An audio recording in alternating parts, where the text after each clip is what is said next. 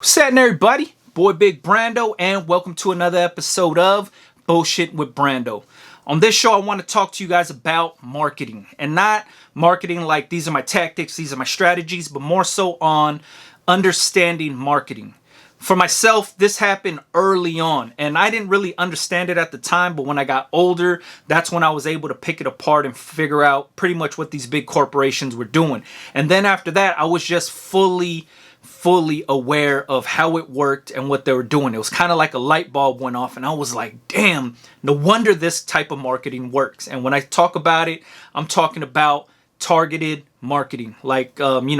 Pretty much if you're in the market to buy a red car, when you leave your house, all you're going to see is red cars in your field of view. So pretty much it'll make the buying process a lot easier, right?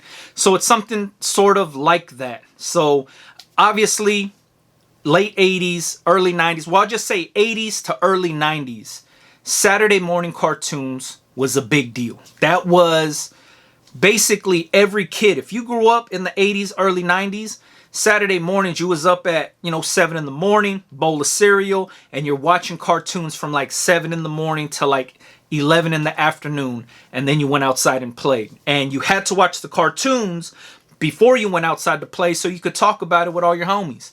And at this time, I didn't understand what was going on, but I knew me and my brother watching cartoons. It's a regular Saturday morning, and then Super Soaker commercial comes out. If you're not familiar with what a Super Soaker was, this was the badass pump action water gun. This isn't the little liquor store squirt gun. You fill it up with the little plug at the bottom, and then you pull the trigger once and it just shoots a little stream.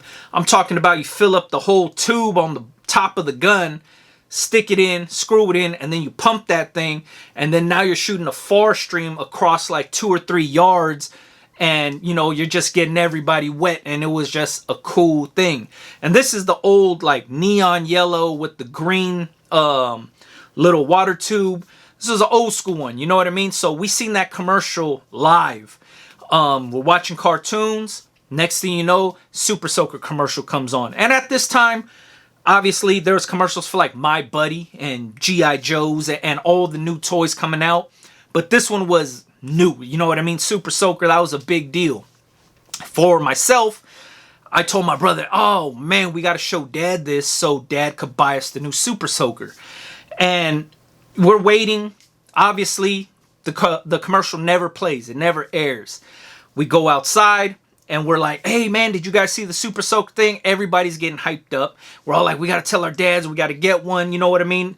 So from there, during the week, regular time, TV, come home from school. My dad's home from work. This is like 5, 6 in the evening, eating dinner. And I'm watching the news with my dad, waiting for the Super Soaker commercial to come on. Because when I'm explaining it to him, he's like, a water gun? He was like, you get the water gun from anywhere. I'm like, this is a different water gun like you've never even seen before. So we wait. I watch the news, the whole hour news with him. Nothing. No commercial for the Super Soaker at all. So I'm like, man, what the hell? The next day, same thing. No commercial at all. I'm like, man, this is crazy. So Saturday comes. I'm thinking like, they got to play this commercial again. So I tell my dad. My dad's up. He's reading the paper, drinking his coffee. Me and my brother right there, eating cereal, watching cartoons. Boom. Super Soaker comes on. The commercial.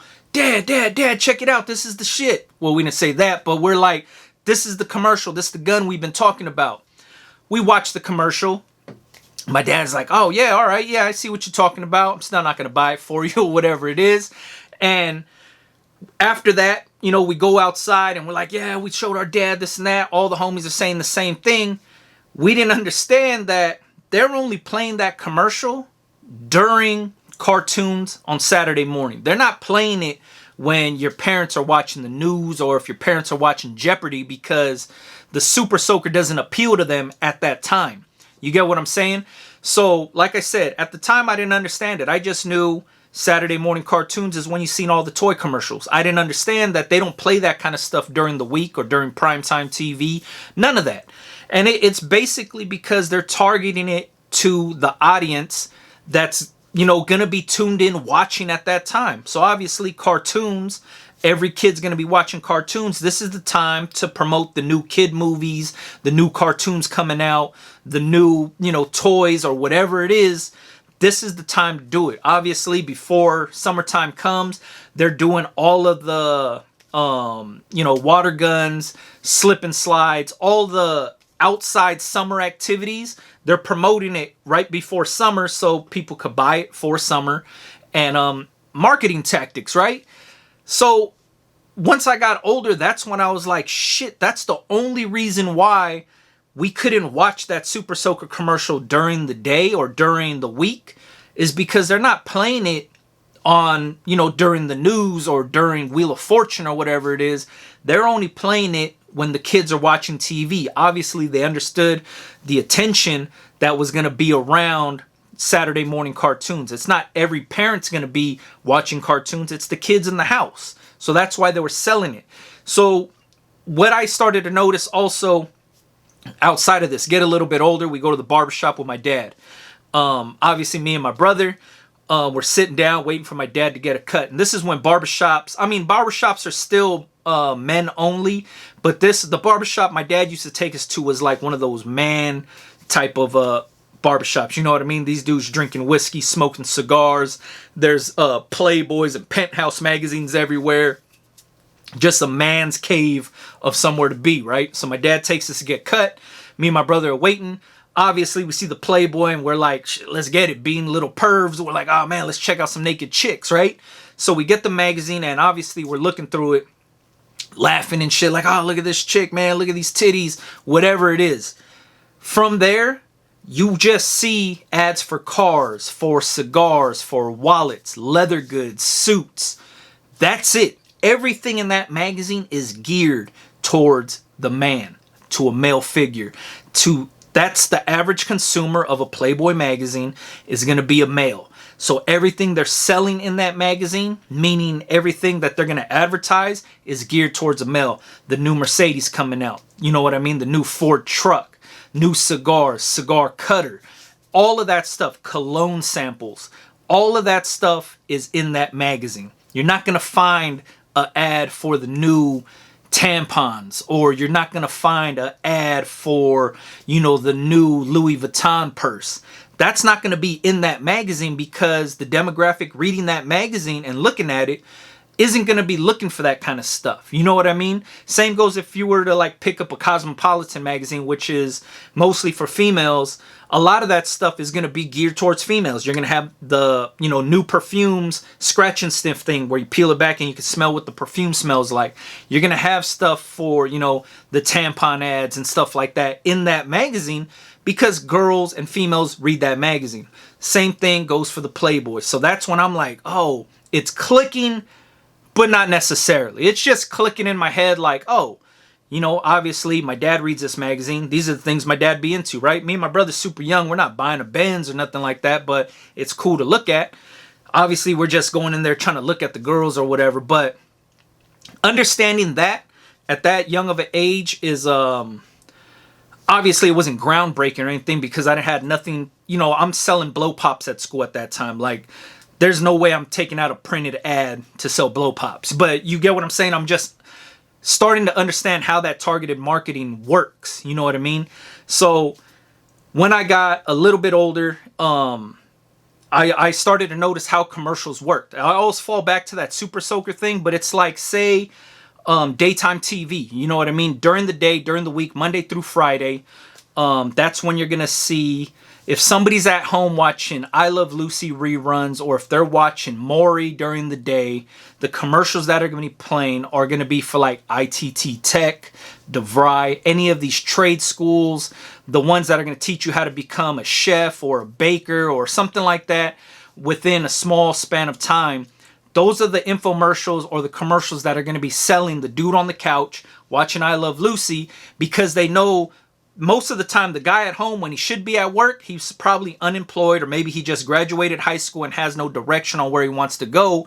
So they're going to play a lot of these commercials to try to sell, the average consumer on, hey, get your certificate in being an auto mechanic in 8 months or whatever it is, or become a computer technician in a year by going to DeVry, or become pastry chef in 6 months by going to this school. That kind of stuff appeals to the guy that has really no direction, that's sitting at home. And there's no offense to if you're sitting at home, you know what I mean? But there are those times, and that's the demographic that's watching TV during the day. Unless you're a stay-at-home mom or something like that, there's nothing wrong with that also. But you have to remember that the average guy that's just chilling at home, eating Cheetos on the couch, watching TV at, 10:30, 11 o'clock in the afternoon, should be at work. So that's the stuff that they're going to promote to that guy. You know what I mean? You're not going to see those same commercials at 6 o'clock when the average person that's been working a 9 to 5 is home eating dinner. They're not going to play those commercials because that person already has a job. So what they're going to be playing are the new cars coming out, the new movies coming out, something to spend money on, because they know majority of the people that come home from work have money to spend on something. You know what I mean? So I'm not saying if you're at home during the day, if you work nights or whatever it is, but I'm saying the average person that's at home watching TV, Gilligan's Island reruns during the day, usually just either, just hanging out and just have no direction at the time or no motivation. So some of these commercials are built to motivate those types of people. That's basically what I'm saying. You know what I mean? And I think that's cool. There's nothing wrong with that. But at the same time, you have to understand that if this is what you want to do, if you just want to be at home, sitting on the couch, being unmotivated or uninspired and just waiting for something to happen, then you're going to be waiting for a long time. But if you want to get up and do something about it, those commercials are built to motivate and inspire. Like, hey, you could do this in 6 months and become this, right? Just that selling point is geared towards somebody that's just like a weak thinker and is trying to find the easy way out. And I'm not saying to discredit any of those schools or any of that stuff, but I'm saying that's what it's geared towards. You know what I mean? If you call a spade, the reality of it is they're trying to get people that are just at home unmotivated to be motivated to come to that school. That's how that shit works. You know what I mean? So in the grand scheme of marketing and advertising, you have to know where your target audience is and what time to target them, when you have their attention. Obviously, daytime TV is the perfect time. If you're home watching Price is Right and you're just chilling, you just barely woke up and it's 10:30 or something like that, and you're watching TV in bed, these commercials are going to appeal to you. They're not going to appeal to the guy that already has a 9 to 5 or who's already in school or whatever. It's not going to appeal to them. It's going to appeal to the guy who has nothing right now and is looking for something. You know what I mean? So, like I said, I didn't understand all of this. Well, I was aware of it. I just didn't understand it at the time. Once I got a little older, that's when I started to figure out, there's a time and place to market to somebody. And there's a time and place to actually sell somebody on something. And you have to understand your target audience. And, if you're selling something online, obviously social media is going to be your best friend, right? So you have to know when your target audience is going to be mostly on their phone searching social media. If you're selling something to, let's say your demographic is from like 18 to 32, and most of the 18 to 32 year olds are either in college or they're already working. So obviously if you post something around lunchtime, general lunchtime, 11 to 12 o'clock, chances are your targeted audience will look at their phone during their lunch breaks and see whatever you're selling. That's how you know. If you posted something at 2 in the morning and you're selling stuff to people who work a day job, most of the time they're sleeping at 2 in the morning getting ready for work. You know what I mean? So understanding when to post and when you have the most attention on your page is going to be based on who you're trying to sell to, because every demographic's different. Imagine if you're selling something to high school kids, right? Let's say you're trying to sell stuff to high school athletes, and say you have some new gloves for the wide receivers, and that's what you're trying to sell. So the average high school kid, you would have to work around their schedule when posting, right? Early in the morning before they get to school. Maybe they're getting a ride to school and they're on their phone looking at social media. Maybe they're on the bus looking at social media. And then you post around their lunchtime, 12 o'clock. post that time because you know the chances are they'll be checking their phone during lunch. Now, maybe after school, after practice, whatever it is, there's a general time frame for you to sell to that targeted audience. And it works like that for everybody. If you know who you want to sell to, it'll make the sell that much easier.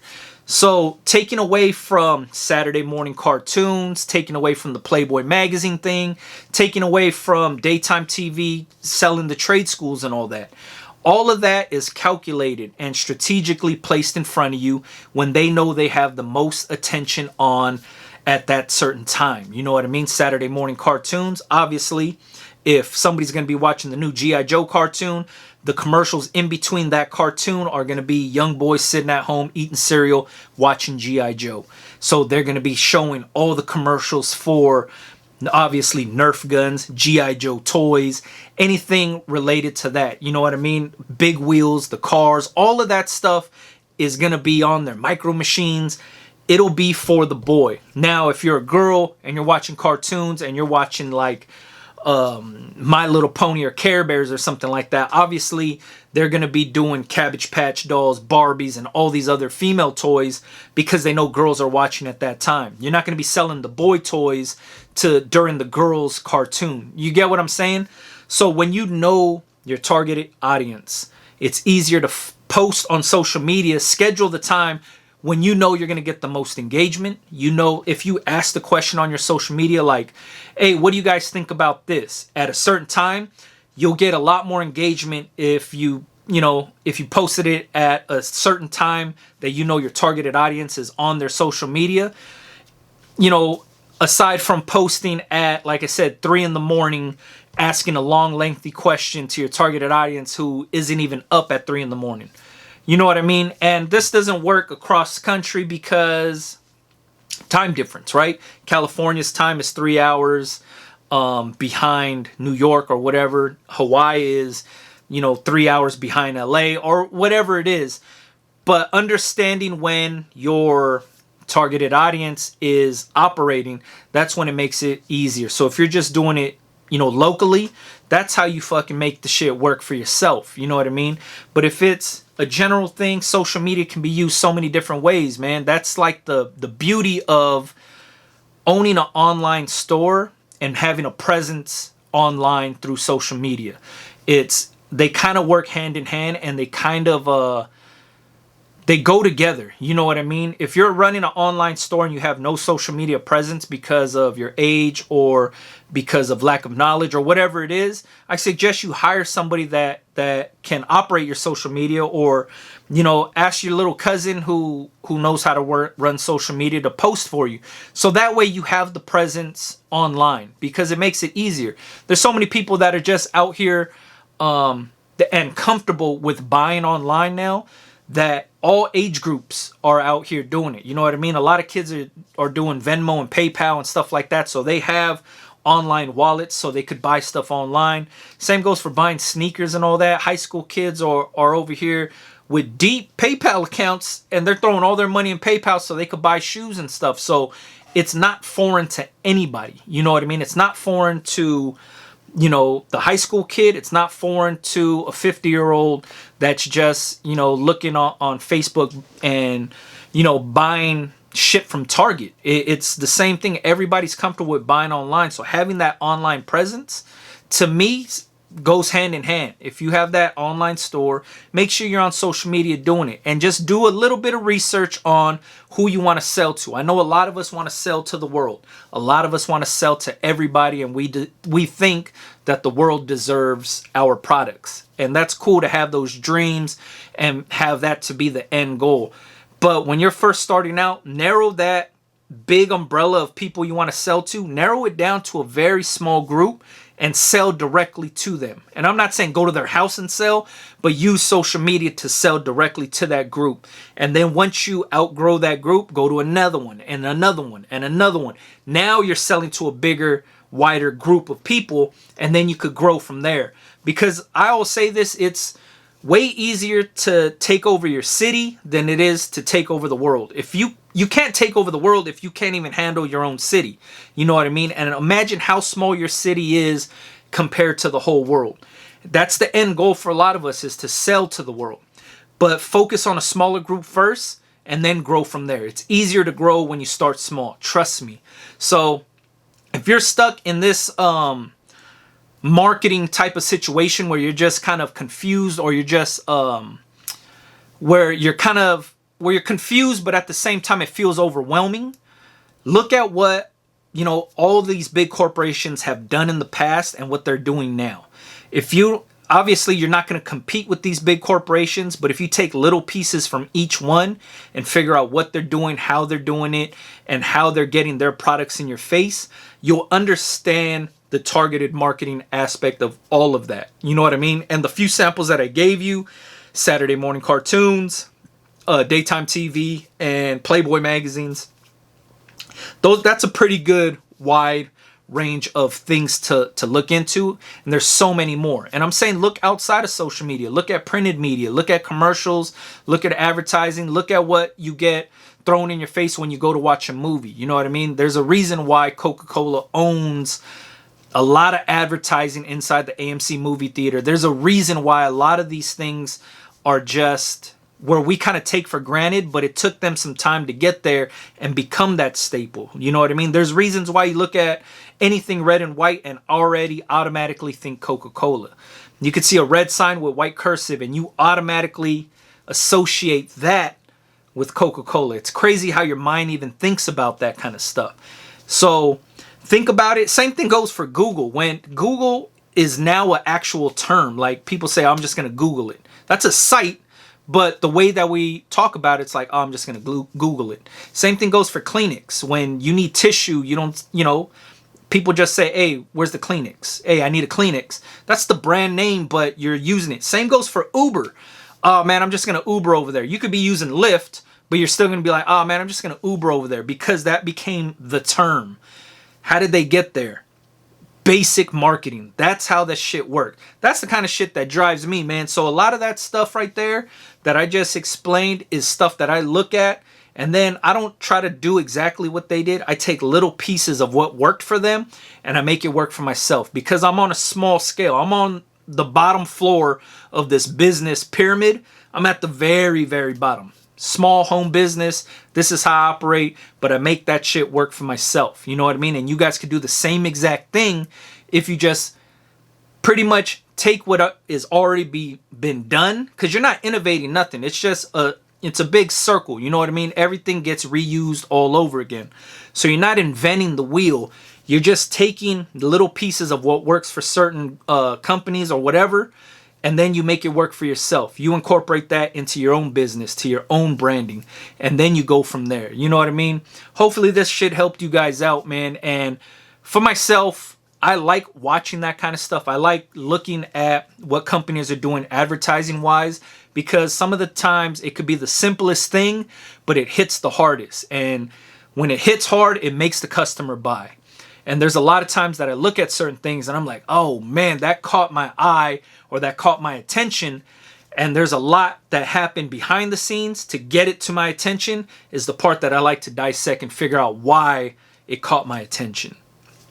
When you look at marketing that way, it becomes a lot easier and a lot more clear for you guys. So if you feel overwhelmed, or if you feel, you know, confused about it, just dissect any type of marketing and what you liked about it, what you didn't like, and then the parts that you liked, save it, bank it away, and figure out a way that you can use that same strategy for your brand. You know what I mean?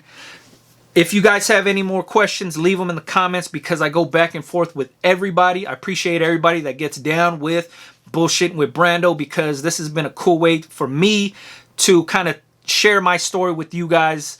And I thought it was going to be boring, but the response has been great. So I appreciate everybody for getting down with it. Like I said, any other comments or questions or whatever, leave it in the comments and I'll go back and forth with everybody, all right? Catch you guys on the next one. Yeah.